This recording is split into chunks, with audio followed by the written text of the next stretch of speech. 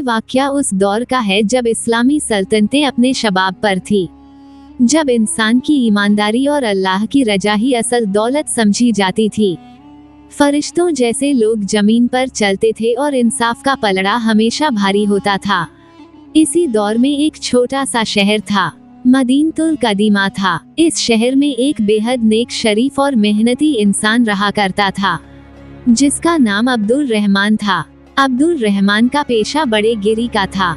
वो लकड़ी का काम करता, दरवाजे, खिड़कियां, संदूक और तरह तरह का फर्नीचर बनाता। लेकिन उसकी सबसे बड़ी दौलत उसका सब्र, ईमान और अल्लाह पर यकीन था। वो हर सुबह फज्र की नमाज के बाद अपने छोटे से घर से निकलता, बाजार के कोने में अपनी दुकान खोलता और दिन भर मेहनत करता। उसके काम में ऐसी बरकत थी कि लोग दूर दराज से उस पर एतबार करके आते। अब्दुल रहमान की बीवी का नाम सायरा था। जहां अब्दुल रहमान सादगी और ईमानदारी का नमूना था, वहीं सायरा बिल्कुल उलट थी। उसे जिंदगी में चकाचौंध पसंद थी। दुनियावी जेवरात, कपड़े, दिखावा, यही उसका मकसद था। वो दिन भर पड़ोस की औरतों से जलती रहती और हमेशा खुद से कहती, फला की बीवी के पास सोने का हार है, उसने नया रेशमी लिबास लिया है, उसका शौहर उसे हर महीने सोने की बालियां दिलाता है। यह बातें दिन भर उसके जहन में गूंजती रहती। जब अब्दुल रहमान शाम को थका हारा घर लौटता तो सायरा उसका चेहरा तक देखे बगैर ताने देती है, कहाँ जाता है सारा दिन, इतना काम करता है लेकिन घर में रोटी के अलावा कुछ नहीं आता, ना सोना, ना चांदी, ना कपड़ा, ना जेवर। क्या मैंने तुझसे निकाह इसलिए किया था? अब्दुल रहमान चुपचाप उसका हर लफ्ज सुनता लेकिन जवाब नहीं देता। वो जानता था कि सब्र करने वालों को अल्लाह बहुत अज्र देता है। सायरा का दिल और ज्यादा जलता जब वो अमीर औरतों की महफिल में जाती। वहाँ उसकी सहेलियां अपने शौहरों की दौलत और तामीरात के किस्से सुनाती। एक दिन एक औरत ने कहा, मेरे शौहर ने मुझे ईद पर बगदाद से सोने का हार मंगवाया है। दूसरी ने कहा, हम इस महीने मक्का जा रहे हैं तिजारत के लिए, साथ ही उम्रा भी करेंगे। औरतों की बातें सुनकर सायरा का चेहरा शर्म से लाल हो गया। उसके दिल में नफरत और हसरत की आग और तेज हो गई। उसने ठान लिया कि अब वह कुछ ऐसा करेगी कि उसे भी दौलत मिले, चाहे उसके लिए उसे कितना ही बड़ा कदम क्यों ना उठाना पड़े। एक रात जब अब्दुल रहमान गहरी नींद में था, सायरा दबे कदमों से उठी। अलमारी में से उसकी जमा पूंजी जो वो हज के लिए बचा रहा था, वो सोने की मोहरें चुपचाप निकाल ली। फिर एक ठेकेदार से मिली और कहा, इन पैसों से मुझे बगदाद से सबसे महंगा लिबास और जेवर चाहिए। ठेकेदार हैरान था कि एक बड़े की बीवी इतनी बड़ी खरीदारी कैसे कर रही है, लेकिन पैसे देखकर वो चुप रहा। जब अगली सुबह अब्दुल रहमान उठा, उसने अलमारी खोली और देखा उसकी सारी जमा पूंजी गायब थी। उसके चेहरे पर हवाएं उड़ने लगी। या अल्लाह, ये क्या हुआ? मैंने तो एक एक दिया अपने पाक मकसद के लिए बचाया था। उसने सायरा से पूछा, तुमने कुछ देखा? अलमारी में रखी वो रकम गायब है। सायरा ने बेहिचक झूठ बोल दिया, मालूम नहीं, शायद किसी चोर ने ले ली होगी। रात दरवाजा ठीक से बंद नहीं किया था तुमने। अब्दुल रहमान का दिल टूट गया, लेकिन वो फिर भी चुप रहा। ये कहकर अल्लाह हर चीज देखता है। अगर किसी ने हक के बगैर लिया है तो अल्लाह ही उसका हिसाब करेगा। जमा पूंजी बेचने के बाद अब सायरा के पास नए कपड़े, गहने और जेवर थे। वो हर रोज बाजार जाती, दिखावा करती और अपने आप को अमीर बीवी समझने लगी। मगर ये दौलत हक की नहीं थी, इसलिए उसमें कोई बरकत नहीं थी। जल्द ही उसके गहने चोरी हो गए।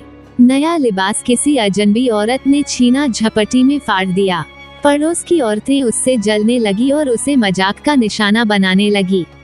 लेकिन उसका घमंड अब भी टूटा नहीं था। वो अब्दुल रहमान से कहती, मुझे बुरा वक्त नहीं चाहिए, तुम कोई बड़ा काम क्यों नहीं करते? किसी अमीर आदमी की खिदमत में लग जाओ या फिर किसी जागीरदार की जमीन पर कब्जा कर लो। सब ऐसा करते हैं। अब्दुल रहमान कांपते लहजे में बोला, हराम की दौलत आग होती है सायरा, वो घर नहीं जलाती, सीधा दिल और ईमान जला देती है। मगर सायरा को इस बात से फर्क नहीं पड़ता। एक रोज अब्दुल रहमान बाजार से वापस लौट रहा था। उसके हाथ में एक संदूक था जिसे उसने बड़ी मेहनत से बनाया था।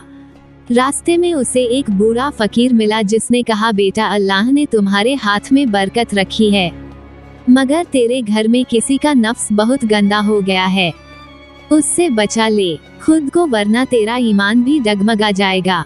अब्दुल रहमान चौंका, मगर उसने तहजीब से सर झुका दिया और फकीर से दुआ ली। उसी रात जब वो घर पहुंचा तो देखा कि सायरा एक नामहरम मर्द से चुपचाप बात कर रही थी। वही ठेकेदार जिसने उसे गहने दिलवाए थे। अब्दुल रहमान ने कुछ नहीं कहा, बस उस मर्द की आंखों में देखा। मर्द चुपचाप चला गया। अब्दुल रहमान ने सिर्फ एक जुमला कहा, जिसने हक की रोटी छोड़ दी वो हराम की आग से नहीं बच सकता। बीवी की यह हरकतें देखकर धीरे धीरे अब्दुल रहमान अब अंदर से टूटने लगा था। उसने उम्र भर की मेहनत से जो इज्जत कमाई थी उसे अपनी बीवी के किरदार ने हक में मिला दिया था, मगर उसके चेहरे पर शिकवा तक नहीं था। उसके चेहरे पर बस एक अजीब सी खामोशी थी जो चीखती थी। वो अब रातों को जागने लगा था। तस्बीह उसके हाथ से नहीं छूटती। हर नमाज के बाद वो सिर्फ एक ही दुआ करता, या अल्लाह, मेरे घर में जो झर घुल चुका है उसे या तो साफ कर दे या फिर मुझे उस जहर से बचा ले। लेकिन सायरा को इस बात से कोई फर्क नहीं पड़ रहा था। अब तो वह खुलेआम उस ठेकेदार से मिलने लगी थी। उसके घर के बाहर आते जाती गहनों और कपड़ों का नया सिलसिला शुरू हो गया था।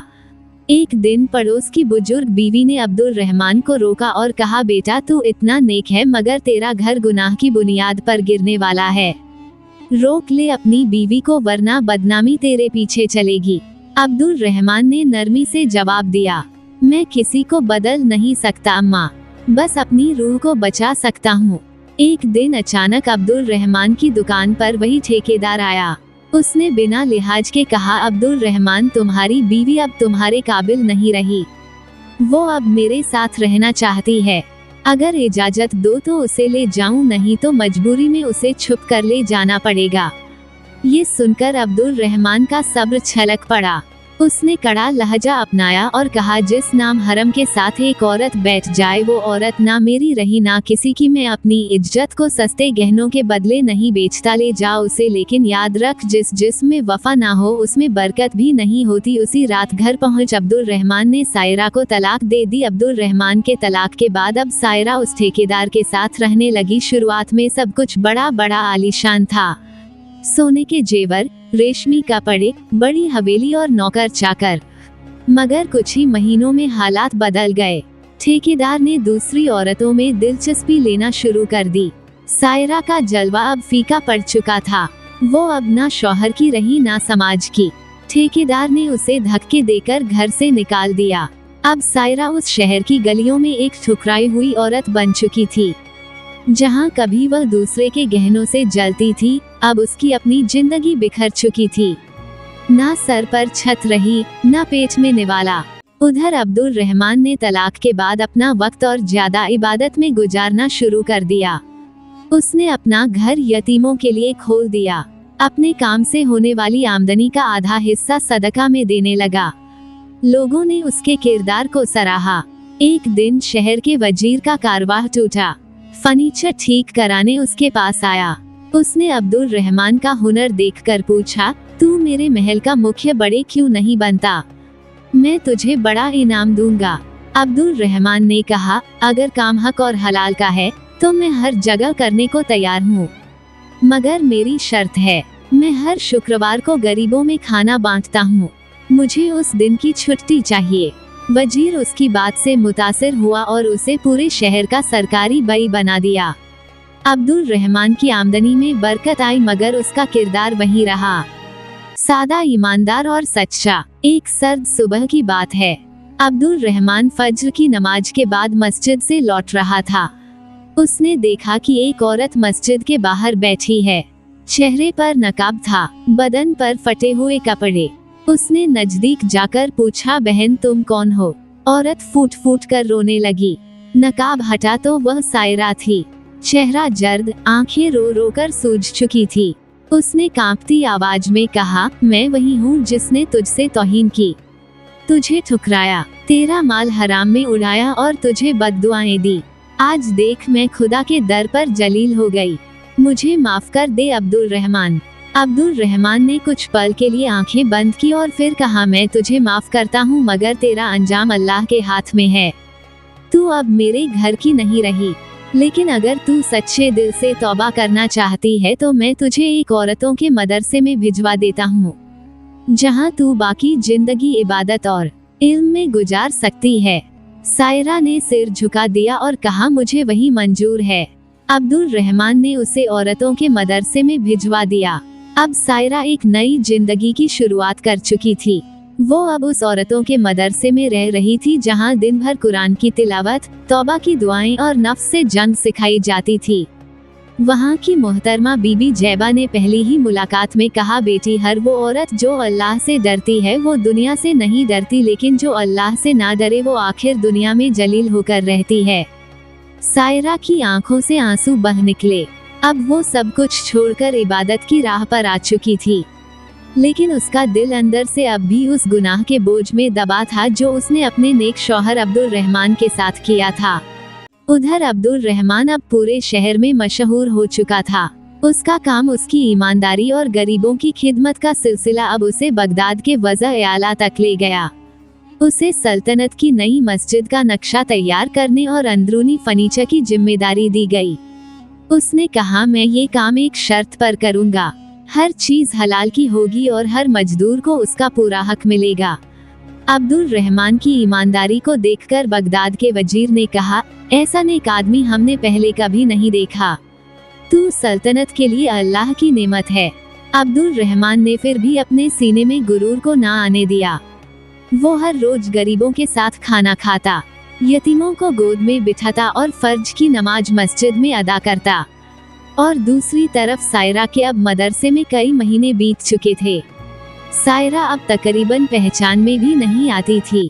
उसका लहजा, चेहरा और चाल में ऐसा अदब और शर्मा गया था कि हर कोई कहता, क्या ये वही औरत है जो कभी तकुर और दुनियादारी में डूबी रहती थी।